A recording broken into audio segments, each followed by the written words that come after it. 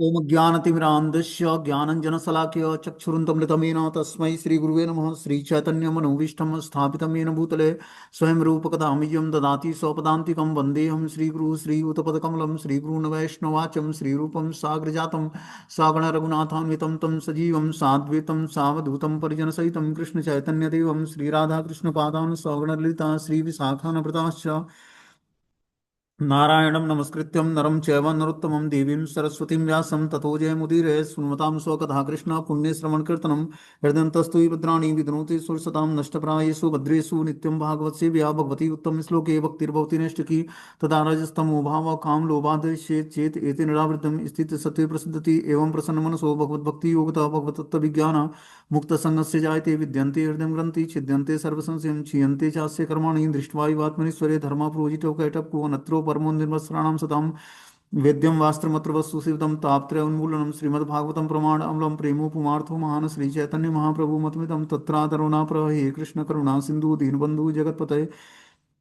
गोपेश गोपिका कांत राधा कांत नमस्तुते तप्त कांचन गौरांगे श्री राधे वृंदावनेश्वरी वृषभानुसुते देवी प्रणमामि हरिप्रिये वाञ्छाकल्पतरुवृक्ष कृपा सिन्धुभ्येव च पतितानां पावनेभ्यो वैष्णवेभ्यो नमो नमः। जय श्री कृष्ण चैतन्य प्रभु नित्यानंद श्री अद्वैत गदाधर श्रीवासादि श्री गौर भक्तवृंद हरे कृष्ण कृष्ण कृष्ण हरे हरे हरे राम राम राम हरे हरे। तो इसमें आज हम लोग को श्रीमद् भागवतम का स्कंद संख्या 1 अध्याय संख्या 2 और श्लोक संख्या 7 नंबर पढ़ना है। बोलते हैं वासुदेव भगवती भक्ति योग प्रयोजितम जनयत्यासु वैराग्यम ज्ञानम च यद हेतुकम। भगवान श्री कृष्ण की भक्ति करने से मनुष्य तुरंत ही अहेतुकी ज्ञान तथा संसार से वैराग्य प्राप्त कर लेता है। हमने जैसे कथा बताई थी कि जो है सूत गोस्वामी नैमिषारण्य में 88,000 ऋषियों के समक्ष जो है ये कथा प्रस्तुत करते हैं। उन्होंने क्वेश्चन पूछा सूत गोस्वामी से 6 तरह के, ठीक है ना। और उसी क्वेश्चन का जवाब जो है सूत गोस्वामी अपने इस श्लोकों के माध्यम से देते हैं। तो बता रहे हैं कि भगवान श्री कृष्ण की भक्ति करने से मनुष्य तुरंत ही अहेतुकी ज्ञान तथा संसार से वैराग्य उत्पन्न कर लेता है। उन्होंने बोला कि आखिर इस भौतिक संसार में व्यक्ति जब इस कलयुग के प्रभाव से बचते हुए कैसे वो शांति लाभ कर सकता है। और बोलते हैं कि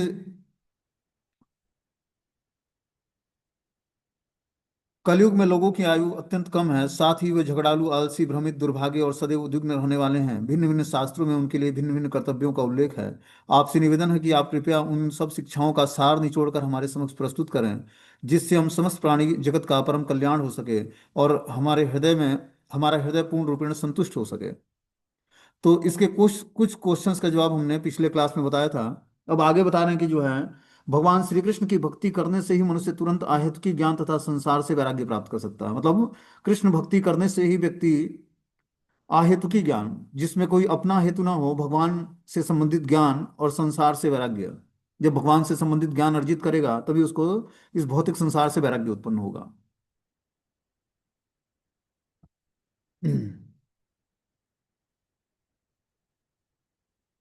वो तो भगवान श्री कृष्ण की भक्ति में सेवा को जो लोग भौतिक भावनात्मक व्यापार की भांति मानते हैं, वे यह तर्क कर सकते हैं कि शास्त्रों में जो यज्ञ दान तपस्या ज्ञान योग और इसी प्रकार की दिव्य साक्षात्कार की विधियों की संस्तुति की गई है, उनके मतानुसार भक्ति तथा भगवान की भक्ति में सेवा तो उन लोगों के लिए है जो उच्च कोटि के कर्म नहीं कर पाते हैं।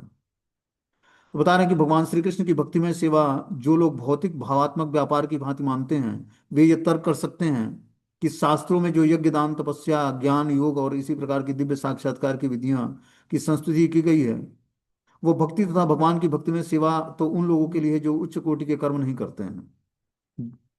ये उनके ये उनका मानना है जो भावनात्मक व्यापार, जो भौतिक भावनात्मक व्यापार में भगवान के लीलाओं को या भगवान को समझना चाहते हैं, उनका ये मत होता है। आगे बता रहे हैं कि धर्म स्वनिश्चितो पुंसाम विश्वक्सेन कथा सूय नो उत्पाते यति रति श्रम एव ही केवलम। मनुष्य द्वारा अपने पद के अनुसार संपन्न की गई वृत्तियां यदि भगवान के संदेश के प्रति आकर्षण उत्पन्न न कर सके तो वे निरीह व्यर्थ का श्रम कहलाता है। कि बता रहे कि मनुष्य अपने पद के अनुसार संपन्न की गई वृत्तियों, मतलब अपने पद के अनुसार वो अपने वृत्तिपरक कर्तव्य को करता है, लेकिन अगर जो वृत्तिपरक कर्तव्य करते हुए भगवान के संदेश के प्रति आकर्षण उत्पन्न नहीं कर पाता, तो वो कर्तव्य जो है निरीह व्यर्थ का श्रम कहलाएगा। हम जो भी कार्य करते हैं, जो भी वृत्तिपरक कर्तव्य करते हैं, उससे हमारा हमारे जीवन में भगवान के संदेश के प्रति, भगवत गीता भागवतम का जो संदेश है भगवान का, उसके प्रति आकर्षण उत्पन्न करना ही मात्र एक हमारा कार्य है। नहीं तो वो हमारे लिए व्यर्थ का श्रम कहलाएगा। आगे बता रहे हैं इसमें कि जो है, मूल्यवान मनुष्य जीवन आत्म साक्षात्कार के लिए है। हमें इसका उपयोग कभी भी भौतिक धन संपत्ति एकत्रित करने के लिए नहीं करना चाहिए। और इस जीवन में यदि हम कोई आर्थिक लाभ अर्जित भी करते हैं, तो उसका प्रयोग भगवान की सेवार्थ होना चाहिए, न कि निजी इंद्रिय भोग के लिए। तो तो इस पैराग्राफ का तात्पर्य यह है कि, और जो हम उद्यम करते हैं, मतलब अपने वृत्तिपरक कर्तव्यों को करते हैं, लेकिन अगर जो वृत्तिपरक कर्तव्य करते हुए अगर जो भगवान के संदेश के प्रति हमारा आकर्षण जागृत नहीं होता है, तो वो व्यर्थ का श्रम कहलाएगा। ये मनुष्य जीवन जो है मूल्यवान है, और इस ये बस आत्म साक्षात्कार के लिए मिला है। हमें इसका प्रयोग कभी भी भौतिक धन संपत्ति एकत्रित करने के लिए नहीं करना चाहिए। और इस जीवन में यदि हम कोई आर्थिक लाभ अर्जित कर भी लेते हैं, तो उसका प्रयोग भगवान की सेवार्थ के लिए ही करना चाहिए।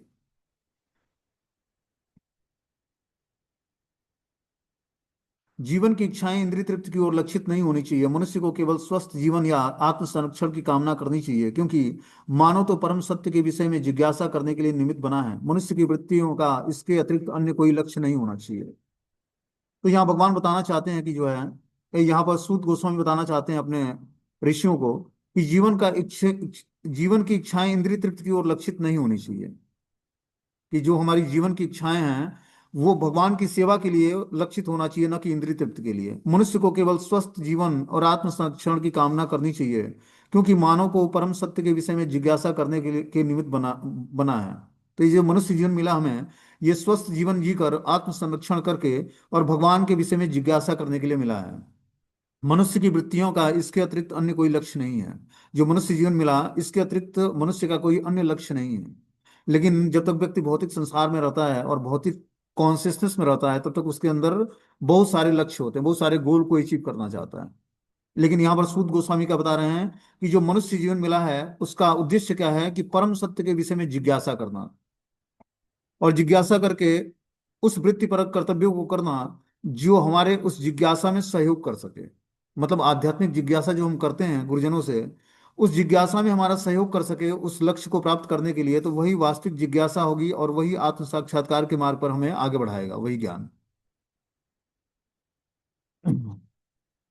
अगले श्लोक में बताते हैं कि बदंति तत्व विदस तत्वम यज ज्ञानम मद्वयम ब्रह्मेति परमात्मेति भगवान इति शब्दते।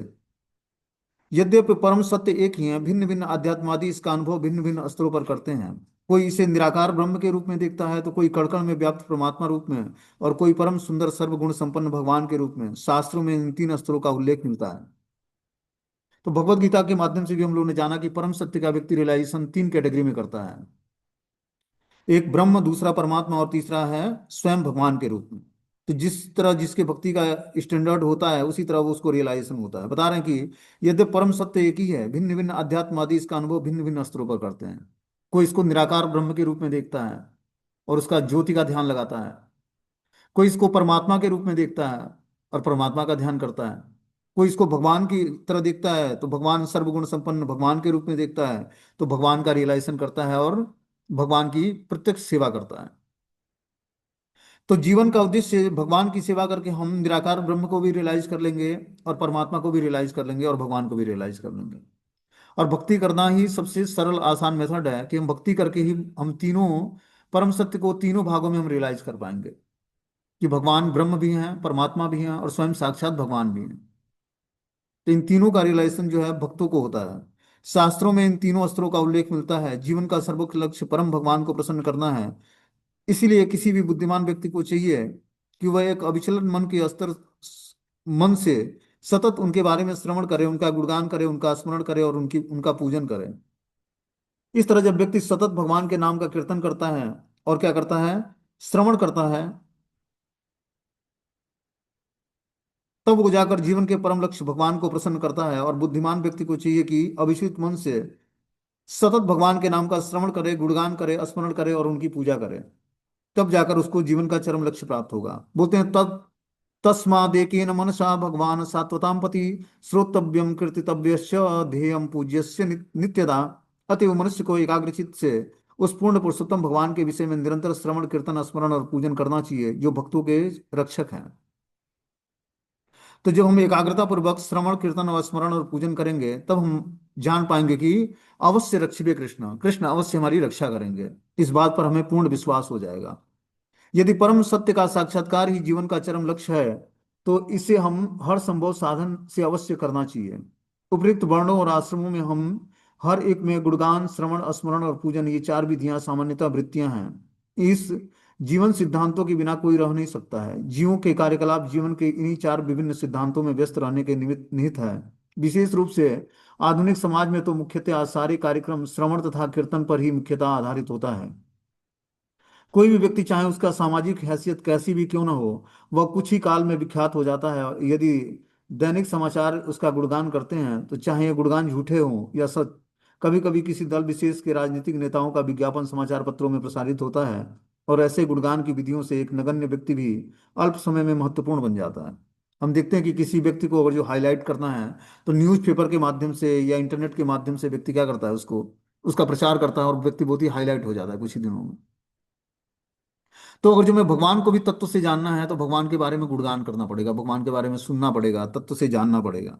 वही यहाँ पर बता रहे हैं कि अविचलित मन से जब हम श्रवण करेंगे, गुणगान करेंगे, स्मरण करेंगे और उनकी पूजा करेंगे, तब हम भगवान को तत्व से जान पाएंगे, तब हम भगवान को स्वीकार कर पाएंगे। बोलते हैं, यदनु ध्यासिना युक्तो कर्म ग्रंथि निबंधनम छिदंती कोविद आतस्य को ना कुरियात कथारतिम। हाथ में तलवार लिए बुद्धिमान मनुष्य भगवान का स्मरण करते हुए कर्म की बंधी हुई ग्रंथियों को काट देता है, अतएव ऐसा कौन होगा जो उनके संदेश की ओर ध्यान नहीं देगा। क्या तात्पर्य में लिखते हैं कि भगवान श्री कृष्ण के निरंतर स्मरण रूपी तलवार से भक्त कर्म बंधन की जटिल गांठ को काट देता है। जब वो निरंतर भगवान का स्मरण करता है, तो हमारे जितने भी कर्म बंधन जटिल ग्रंथियां हैं, वो कट जाती।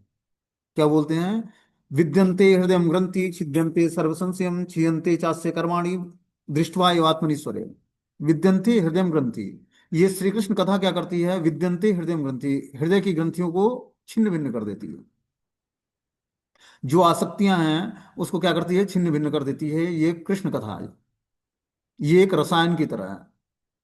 हमारे जितने भी आसक्तियां हैं भौतिक संसार में, उन सारी आसक्तियों को समाप्त कर देगी धीरे धीरे, और कृष्ण से प्रेम हो जाएगा हमें, भगवान से प्रेम हो जाएगा।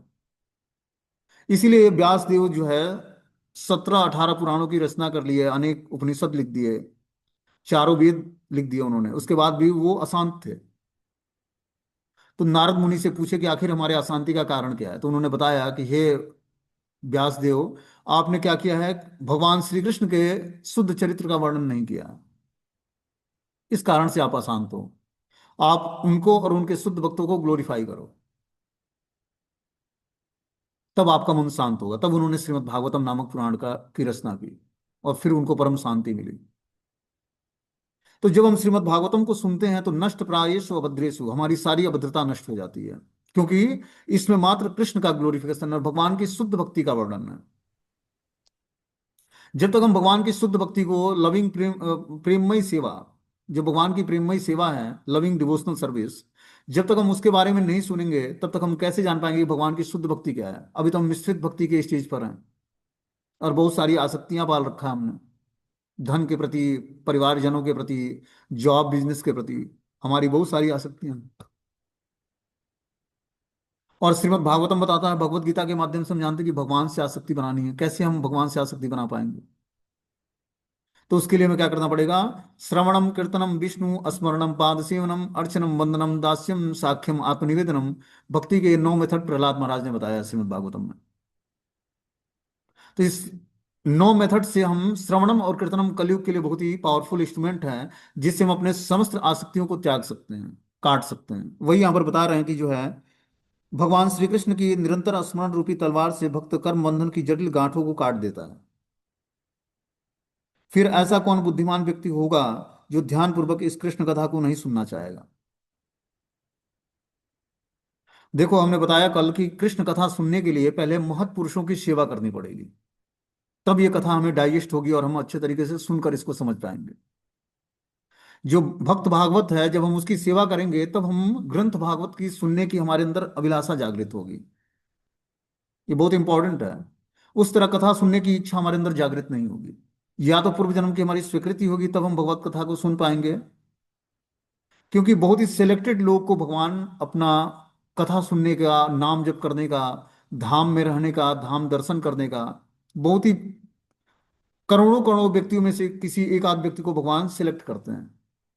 और उसके अंदर ये तीव्र इच्छा जागृत होती है कि मुझे भी भागवतम कथा सुननी है, पढ़नी है, श्रीमद् भागवतम के अनुसार अपना जीवन ढालना है, हरि नाम का जप करना है, एकादशी व्रत रखना है, तीर्थस्थलों का दर्शन करना है, एकादशी व्रत रखना है। ये बहुत ही रेयर व्यक्ति के अंदर ये सब सारी इच्छाएं हैं, क्योंकि चेतना व्यक्ति की आवृत होती है तमोगुण से। जैसे जैसे वो भगवान की शरण ग्रहण करता है, भक्तों की शरण ग्रहण करता है, वैसे वैसे उसकी चेतना फिर जागृत अवस्था में आती है। हर व्यक्ति के अंदर कृष्ण जो है, कृष्ण भक्ति जो है सुसुप्त अवस्था में पड़ी है, बस उसको जागृत करना है। ऐसा नहीं कि नास्तिक व्यक्ति के अंदर भगवान नहीं है, नास्तिक अंदर व्यक्ति के अंदर भी भगवान है, लेकिन उसकी चेतना आवृत हो गई है तमोगुण से। इस कारण से वो भगवान को स्वीकार नहीं करता है, क्योंकि वो इग्नोरेंस में, अज्ञानता में है। जैसे जैसे हमारा अज्ञानता दूर होगा और हम पॉजिटिव वे में भगवान की भक्ति को स्वीकार करेंगे, वैसे वैसे हम समस्त तमोगुण से ऊपर उठ जाएंगे। और एक ऐसी स्थिति प्राप्त होगी जब हमारे पूरी अज्ञानता नष्ट हो जाएगी और पूरा प्रकाश का मार्ग दिखेगा हमें, नीट एंड क्लीन। कि भगवान की भक्ति करने से समस्त शुभ गुण, शुभ लक्षण, सारी चीजें शुभ हो जाती है हमारे जीवन में। और ये तभी व्यक्ति डाइजेस्ट कर पाएगा इस बातों को, जब वो भगवान की भक्ति को स्वीकार करेगा। कृष्ण कथा सुनकर और ईगरनेस जागृत करना कि मुझे और सुनना है भगवान की कथाओं को, भगवान का नाम और जप करना है, और अच्छे तरीके से शास्त्रों को पढ़ना है, और अच्छे तरीके से भगवान की और भक्तों की सेवा करनी है। ये इच्छा मनुष्य के अंदर तभी जागृत होगी जब वो हरि नाम का जप करेगा ध्यानपूर्वक, और ध्यानपूर्वक स्वाध्याय यज्ञ करेगा। स्वाध्याय मतलब शास्त्रों को पढ़ेगा। दो एक्टिविटी करने से धीरे धीरे हमारे अंदर इच्छा जागृत होगी भगवान के भक्तों के प्रति सेवा करने की। और जब हम महत्पुरुषों की सेवा करेंगे, जो महात्मा हैं, जिन्होंने भगवान की भक्ति को रियलाइज किया है, ऐसे महापुरुषों की सेवा करने से धीरे धीरे हमारे अंदर भगवत कथा के प्रति रुचि जागृत होती है, भगवान के नाम के प्रति टेस्ट जागृत होता है। बिना सेवा किए हुए साधना भक्ति में हम सिद्धि प्राप्त नहीं करेंगे, इसीलिए सेवा भी आवश्यक है। आगे इसमें बता रहे हैं कि जो है, यदनुध्यासिना युक्तो कर्म ग्रंथि निबंधनम छिद्यंती को विदा तस्य को न कुर्यात् कथारतिम। हाथ में तलवार लिए बुद्धिमान मनुष्य भगवान का स्मरण करते हुए कर्म की बंधी हुई ग्रंथियों को काट देता है, अतएव ऐसा कौन होगा जो उनके संदेश की ओर ध्यान नहीं देगा। बोलते हैं भौतिक तत्वों के संपर्क में आने से आध्यात्मिक स्फुलिंग एक ग्रंथि उत्पन्न कर देती है, अतः जो कर्म के घात प्रतिघात से मुक्त होने का इच्छुक है उसे इस ग्रंथियों को काटना होता है। मुक्ति का अर्थ है कर्म के चक्र से छुटकारा पाना। जो व्यक्ति निरंतर भगवान की दिव्य लीलाओं का स्मरण करता है उसे स्वतः ही यह मुक्ति मिल जाती है। इसका कारण यह है कि परम भगवान की सारी लीलाएं भौतिक शक्ति के गुणों से परे होता है। ये सारी दिव्य लीलाएं परम सर्व आकर्षक होती हैं, और इस प्रकार भगवान के आध्यात्मिक कार्य का सतत सानिध्य बद्ध जीव को क्रमशः आध्यात्मिक बना देता है, और सानिध्य से बद्ध जीव क्रम से आध्यात्मिक हो जाता है, तथा अंततः उसकी भौतिक बंधन की ग्रंथि विच्छिन्न हो जाती है। देखो, करोड़ों जन्मों से व्यक्ति अलग अलग जोनियों में भटकते भटकते कहीं मनुष्य जीवन मिला, उसमें भी रेयर मिली भगवान की भक्ति। अब सोचो कि कितने जन्म जन्मांतर से व्यक्ति 84 लाख योनि में भ्रमण करते करते मनुष्य जीवन मिला, और उसमें अनेकों जन्मों के संस्कार छपे हैं। जहां जहां जिस जिस योनि में हम भटकते हुए आए, हमारे मन बुद्धि और चेतना पर वो छाप पड़ता जाता है। आप देखते हो मनुष्य जीवन में भी आकर एक्टिविटी बंदर कुत्ते बिल्ली की तरह आदमी की एक्टिविटी होती है। क्यों होती है? क्योंकि उस योनि में वो भटकता हुआ संस्कारों को उसके मन और बुद्धि पर उस तरह की छाप पड़े हैं, और उसी तरह की उसकी एक्टिविटी होती है। कुछ लोग मांस खाने के आदी होते हैं, वो शेर या चिता की जोनी से आते हैं। कुछ गाय की तरह होते हैं, शांत होते हैं। अलग अलग जोनियों का अलग अलग मनुष्य की चेतना पर प्रभाव होता है। तो इस चेतना के जो हमारे मन बुद्धि पर प्रभाव ये पड़ा हुआ है अलग अलग जोनियों का, वो हटेगा कैसे? वो हटेगा तभी जब हम श्रीमद् भागवतम और हरि नाम दो ऐसे महान अस्त्र हैं कि क्या करता है हरि नाम, क्या करता है च्युतो दर्पण मार्जनम भव महादावाग्नि निर्वापणम। और श्रीमद् भागवतम क्या करता है, नष्ट प्रायेषु भद्रेषु नित्यम भागवत सेवा। कोई नित्य ही भागवत की सेवा करता है, पढ़ता है या सुनता है, तो उसकी सारी अभिष्टता नष्ट हो जाती है। और महान स्वीकृति हमने कल महात्म्य में बताया था कि श्रीमद् भागवतम का आधा श्लोक पढ़ने से, तिहाई श्लोक पढ़ने से, एक श्लोक पढ़ने से महान महान फल मिलता है। आप लोग महात्म सुनोगे श्रीमद् भागवतम का, लेक्चर्स के माध्यम से जो हमने कल बताया था, उसमें क्या महात्म बताया है नारद मुनि ने। तो महात्म को सुनकर हमारे अंदर और ईगरनेस जागृत होती है श्रीमद् भागवतम को पढ़ने का, उसको दर्शन करने का, उसको प्रणाम करने का। कोई व्यक्ति खड़ा होकर बस अगर जो श्रीमद् भागवतम जा रहा है कहीं सामने से, उसका कलश निकल रहा हो कि अब श्रीमद् भागवतम स्थापित करके वहां पर हम लोग श्रीमद् भागवतम का गुणगान करेंगे, उनको बस प्रणाम कर लिया, कोई व्यक्ति ग्लोरीफाई कर दिया, तो उसको अश्वमेध यज्ञ का फल मिल जाता है। इतना महान ग्रंथ है ये। और परमहंस संहिता है। परमहंस मतलब जिन्हों, हंस क्या होता है, हंस जो है जिस दूध में पानी मिला होता है तो दूध ग्रहण कर लेता है और जल छोड़ देता है। उसी तरह ये श्रीमद् भागवतम ऐसा ग्रंथ है जो भगवान की शुद्ध भक्ति को ग्लोरीफाई करता है, कि भगवान की प्रेममयी सेवा जो शुद्ध भक्ति है वो है क्या। और धीरे धीरे हम इस ग्रंथ को पढ़ते हैं तो हमारे अंदर भी ईगरनेस जागृत होती है भगवान के प्रति प्रेम करने की। आगे इसमें बता रहा है कि जो है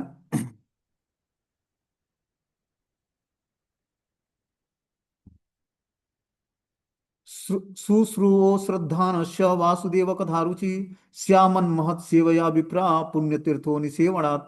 हे द्विजों, जो भक्त समस्त पापों से पूर्ण रूपेण मुक्त हो गया है, उनकी सेवा करने से महान सेवा हो जाती है। ऐसी सेवा से वासुदेव की कथा सुनने के प्रति लगाव उत्पन्न होता है। क्या बता रहे हैं सूत गोस्वामी, कि हे द्विजों, हे ब्राह्मणों, जो भक्त समस्त पापों से पूर्ण रूपेण मुक्त है, उनकी सेवा करने से महान सेवा हो जाती है। किसकी सेवा करने से? जो समस्त पापों से मुक्त हो गया है, ऐसे पुरुष की सेवा करने से महान सेवा बन जाती है। और ऐसी सेवा से वासुदेव भगवान श्री कृष्ण की कथा सुनने के प्रति लगाव उत्पन्न होता है। देखो, कथा सुनने की ये क्वालिफिकेशन है कि जब महत पुरुषों की, जिन्होंने, महात्माओं ने समस्त पापों से पूर्ण रूपेण मुक्ति प्राप्त कर ली है, उनकी सेवा करके ही हम महान सेवा हमारा बनेगा, और उनकी सेवा करके ही हम वासुदेव भगवान कृष्ण की कथा सुनने के प्रति हमारी रुचि जागृत होगी। सेवा की भी अलग अलग कैटेगरी है। किस प्रकार की सेवा हमें रुचिकर लगती है और क्या सेवा हमें करनी चाहिए जिससे भगवान के नाम रूप गुण लीलाओं के प्रति, धाम के प्रति हमारा आकर्षण उत्पन्न हो, ये हमें बहुत ही विशेष तरीके से जानना पड़ेगा।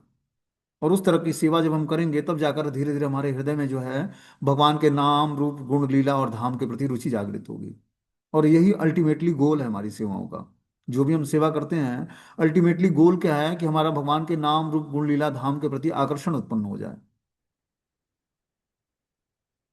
बोलते हैं जीव के बद्ध जीवन का कारण भगवान के विरुद्ध विद्रोह है। कुछ व्यक्ति ऐसे हैं जो देव कहलाते हैं और कुछ ऐसे हैं जो असुर कहलाते हैं, क्योंकि ये परमेश्वर की सत्ता के विरुद्ध रहते हैं। भगवत गीता के 16वें अध्याय में असुरों का विशद वर्णन हुआ है, जिनमें कहा गया कि उन्हें जन्म जन्मांतर अज्ञान की निम्नतर अवस्थाओं में रखा जाता है, अतः उन्हें पशु योनियों में रहना होता है, जिससे उन्हें परम सत्य भगवान की कोई जानकारी नहीं रहती।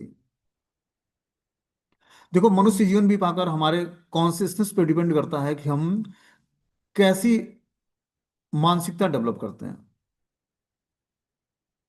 4 लाख तरह की वैरायटी जो है मनुष्य, 84 लाख योनियों में 4 लाख तरह की वैरायटी मनुष्य की पाई जाती है। व्यक्ति बस अपने कॉन्शियसनेस को उत्कृष्ट बनाकर हायर प्लेनेट को, भगवान के धाम को जा सकता है, और अपनी कॉन्शियसनेस को लोअर गिराकर और निम्न प्लेनेट को, नीचे के लोगों को जा सकता है। ये भगवान ने फ्री विल हमें दिया है कि हम अपनी चेतना का कैसा उपयोग करते हैं। अपनी कॉन्शियसनेस को हम कृष्ण भावना भावित करके और हाईएस्ट प्लेनेट भगवान के गोलोक वृंदावन धाम जा सकते हैं। उस चेतना को हम भौतिकतावादी धरातल पर स्थिर करके और बहुत ही निकृष्ट योनि को प्राप्त कर सकते हैं। ये जो मनुष्य जीवन मिला, एक प्लेटफॉर्म मिला हमें भक्ति करने का या भौतिकतावादी जीवन शैली अपनाने का। आप देखोगे कुछ लोग पशुवत जीवन जीते हैं। मनुष्य जीवन है, 2 पैर है, 2 हाथ है, मनुष्य की तरह दिखते हैं, लेकिन एक्टिविटी क्या है? पशुवत है उनकी। बस जीवन का मात्र उद्देश्य क्या है? आहार, निद्रा, भय और मैथुन। मैं, मेरी पत्नी और मेरे बच्चे, ये उनका संसार है। सुबह से शाम तक उसी में रचे पचे रहते हैं। क्या कारण है? आसक्ति है। इसके अलावा कभी उन्होंने जानने का प्रयास ही नहीं किया कि जीवन का वास्तविक उद्देश्य क्या है। और बहुत ही रेयर व्यक्ति को जीवन का वास्तविक उद्देश्य पता करने की का भगवान चांस देते हैं कि तू अपने जीवन का उद्देश्य पता कर, कि आखिर तू है कौन, इस भौतिक संसार में कष्ट क्यों पा रहा है तू। जब रूप और सनातन गोस्वामी भगवान श्री चैतन्य महाप्रभु से मिले तो उन्होंने इच्छा जाहिर की कि आखिर क्या कारण है कि इस भौतिक संसार में हम किस कारण से हैं, और क्या कारण है कि जिससे हमें इस भौतिक संसार में कष्ट मिल रहा है हमें।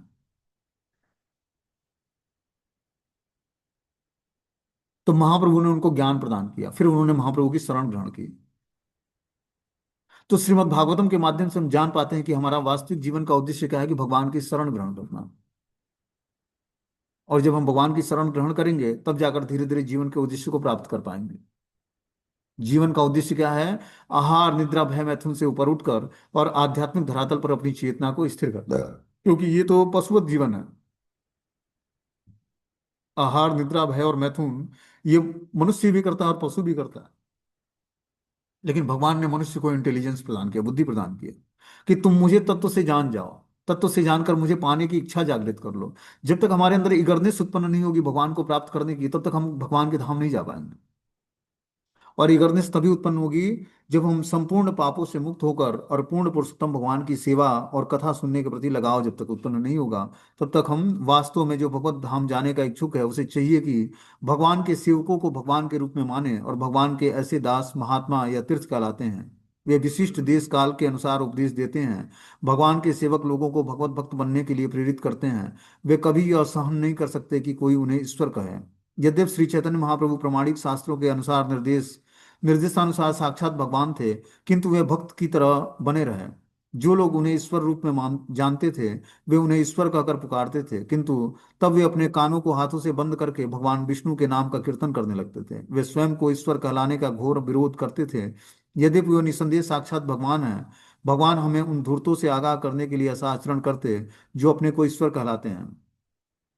तो भगवान श्री चैतन्य महाप्रभु को कोई ईश्वर बोलता कि आप साक्षात भगवान हैं, तो अपने कान बंद करके और विष्णु विष्णु स्मरण करने लगते।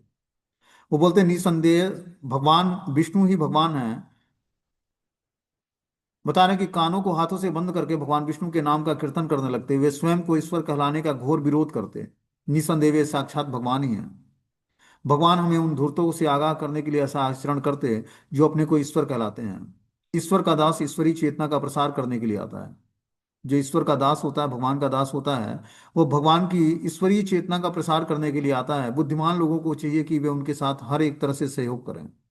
कि जो व्यक्ति प्रचार कर रहा है, तो उनका सहयोग करना हर एक व्यक्ति की जिम्मेदारी बनती है। भगवान अपनी प्रत्येक सेवा की अपेक्षा अपने दासों की सेवा किए जाने से अधिक प्रसन्न होते हैं। भगवान तब अत्यधिक प्रसन्न होते हैं जब वो देखते हैं कि उनके भक्तों का समुचित आदर हो रहा है, क्योंकि वे भगवान की सेवा के लिए सभी प्रकार के कष्ट उठाते हैं। अतः वे उन्हें अत्यंत प्रिय होते हैं।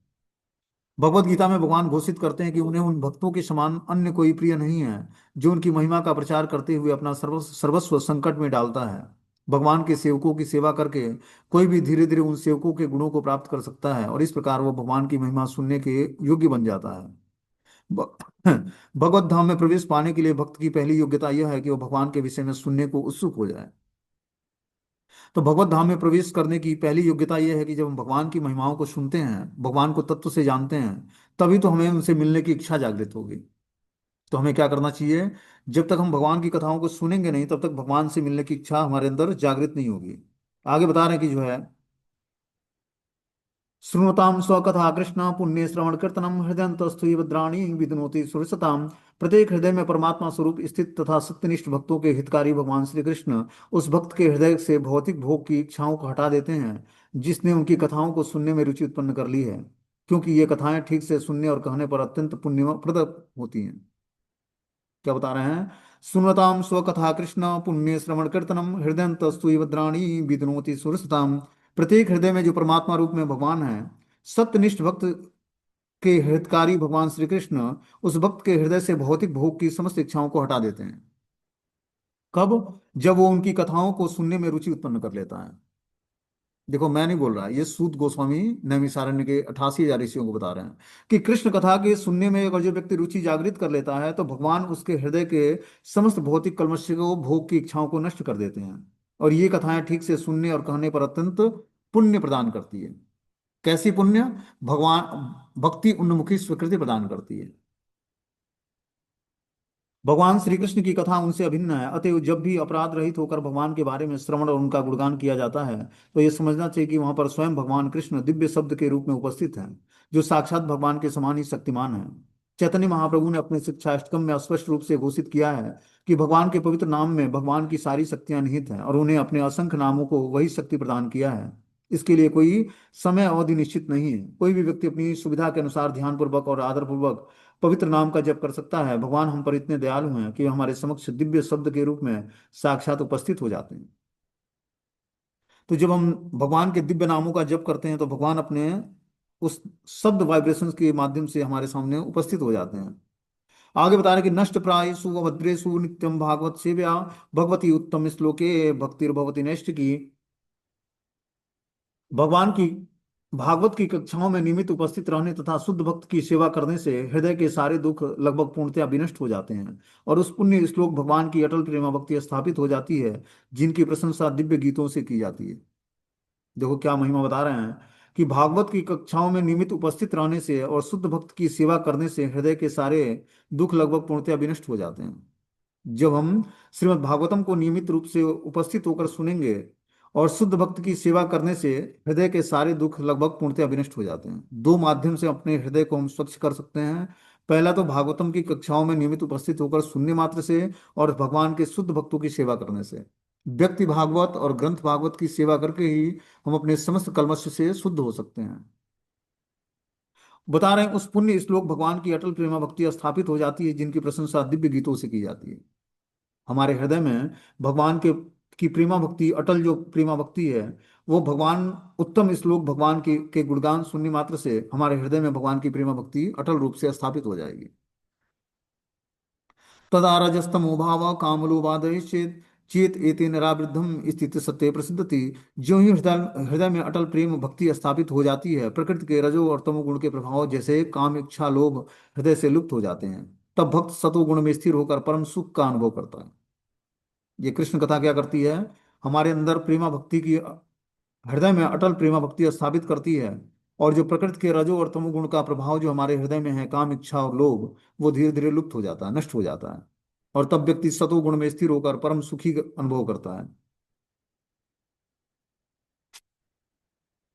बोलते हैं एवं प्रसन्न मनसो भगवत भक्ति योगता भगवत तत्व विज्ञान मुक्त संगत से जायते। इस प्रकार शुद्ध सत्व में स्थिर होकर जिस मनुष्य का मन भगवान की भक्ति में के संसर्ग से प्रसन्न हो चुका है होता है, उसे समस्त भौतिक संगति से मुक्त होने पर भगवान का सही वैज्ञानिक ज्ञान प्राप्त होता है।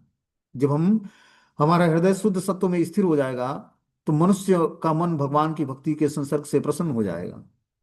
जैसे ही उसके हृदय में शुद्ध सात्विक भाव उत्पन्न होगा, तो ही वो मनुष्य भगवान की भक्ति के संसर्ग से प्रसन्न हो जाएगा और इस प्रकार भौतिक संगति से मुक्त होकर भगवान की सही वैज्ञानिक ज्ञान को प्राप्त करने की योग्यता हासिल कर लेगा। जैसे ही शुद्ध सत्व के प्लेटफॉर्म पर अपनी चेतना को स्थिर करेगा, उसको प्रकाश का मार्ग दिखेगा, गोल निर्धारित हो जाएगा और गोल अचीव करने का हमें रास्ता, एक वे मिल जाएगा। किस वे पर चलकर हम भगवान की शुद्ध भक्ति को प्राप्त करके और भगवान का धाम प्राप्त करेंगे, भगवान की प्रेममय सेवा को प्राप्त करेंगे। यही भक्ति की महानता है। हृदय में बैठे परमात्मा हमें सारा मार्गदर्शन करके और नीट एंड क्लीन रास्ता दिखाएंगे। बस हमें क्या करना पड़ेगा? ईगरनेस जागृत करनी है। किसके प्रति? श्रीमद् भागवतम की कथाओं के प्रति। बोलते हैं कि जब तक मनुष्य में कम से कम ब्राह्मण के गुण न हो तब तक वो भक्त नहीं हो सकता। भक्त अपने कर्म के कारण पहले ही ब्राह्मण रहता है, किंतु यह उसकी चरम परिणत नहीं है। जैसा कि ऊपर कहा गया है कि ऐसे ब्राह्मण को वास्तव में दिव्य अवस्था प्राप्त करने के लिए वैष्णव होना चाहिए। शुद्ध वैष्णव मुक्त आत्मा होती है और ब्राह्मण पद से भी ऊपर होता है। भौतिक अवस्था में ब्राह्मण भी बद्ध जीव होता है, क्योंकि ब्राह्मण अवस्था में ब्रह्म बोध तो हो जाता है किंतु परमेश्वर के विज्ञान का अभाव रहता है। तो जब तक ब्राह्मण वैष्णव नियमों का पालन करके और वैष्णव के गुण डेवलप नहीं करता, भगवान के प्रति, परमेश्वर के विज्ञान के प्रति उसकी रुचि जागृत नहीं होती है, तब तक वो, और जब तक वसुदेव पद को प्राप्त नहीं होता है, भगवान कृष्ण को समझने की योग्यता नहीं आती है, परमेश्वर का विज्ञान नहीं समझ लेता, तब तक जो है वो ब्राह्मण का क्वालिफिकेशन लेने के बाद भी वो दिव्य धरातल पर अपनी चेतना को स्थिर नहीं कर पाएगा। आगे बता रहे कि भिद्यन्ते हृदय ग्रंथि छिद्यन्ते सर्व संशयम क्षीयन्ते चास्य कर्माणि दृष्ट्वा एवात्मनीश्वरे। इस प्रकार हृदय की गांठ छिन्न भिन्न हो जाती है और सारे संशय छिन्न भिन्न हो जाते हैं। जब मनुष्य आत्मा को उस स्वामी के रूप में देखता है तो सकाम कर्मों की श्रृंखला समाप्त हो जाती है। ये कृष्ण कथा क्या करती है?